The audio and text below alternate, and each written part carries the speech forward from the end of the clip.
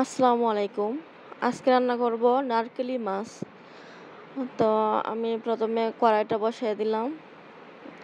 পরিমাণ মতো তেল দিয়ে দিলাম আর আধা কাপ পেঁয়াজ দিয়ে দিলাম।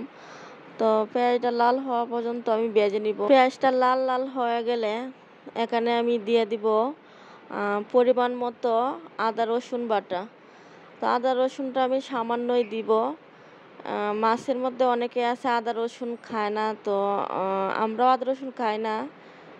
নারকেলি মাছে আদা রসুন একটু দিলে মাছটা খাইতে খুব ভালো লাগে।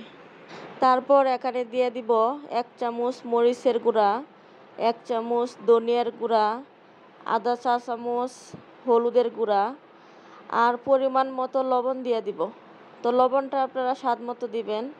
অনেকে আছে বেশি লবণ খান, আবার অনেকে আছে কম লবণ খান। তো আর এখানে দিয়ে দিলাম সামান্য জিরার গুঁড়া। তো এখন সবগুলো একসাথে মিক্স করে নিব। আমার মশলাগুলো একসাথে মিক্স করা হয়ে গেছে। এখন এখানে আমি সামান্য পানি দিয়ে দিব। বেশি পানি দেওয়া যাবে না, একবারে সামান্য পানি দিতে হবে। সামান্য পানি দিয়ে আমি মশলাটা কষিয়ে নিব। তো আমার মশলাটা কষানো হয়ে গেছে।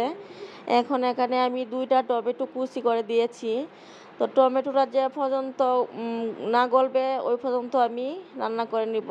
দেখেন আমার টমেটোটা গলে গেছে, পানিটাও ভালোভাবে শুকিয়ে গেছে, আমার মশলাটা সুন্দরভাবে কষানো হয়ে গেছে।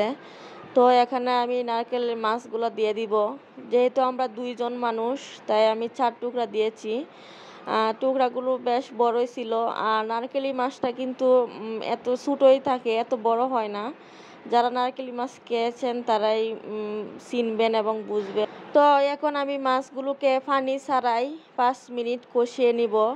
তো জালটা একবারে লো আছে থাকবে, বেশি থাকলে ঝোলটা পুড়ে যেতে পারে, এই জন্য কম আছে থাকবে। তো 5 মিনিট আমার কষানোর পর আমি এখন সামান্য পানি দিয়ে দিলাম। এত বেশি পানি দেওয়া লাগবে না, কারণ আগের কষানোর সময় আমার মাছ সিদ্ধ হয়ে গেছে, তাই হালকা পানি দিলেই এখন হয়ে যাবে। তো আমি অল্প আছে এখন মাছটা সুন্দরভাবে রান্না করে নিব। আমার রান্না প্রায় কাছাকাছি। দেখেন ঝোলটা একবারে কম হয়ে আসছে। তো মাছের ঝোল একবারে কম থাকলেই ভালো লাগে, এত ঝোল ভালো লাগে না। আমি আর 5 মিনিট লো আছে রান্না করব, রান্না করে নামিয়ে ফেলবো।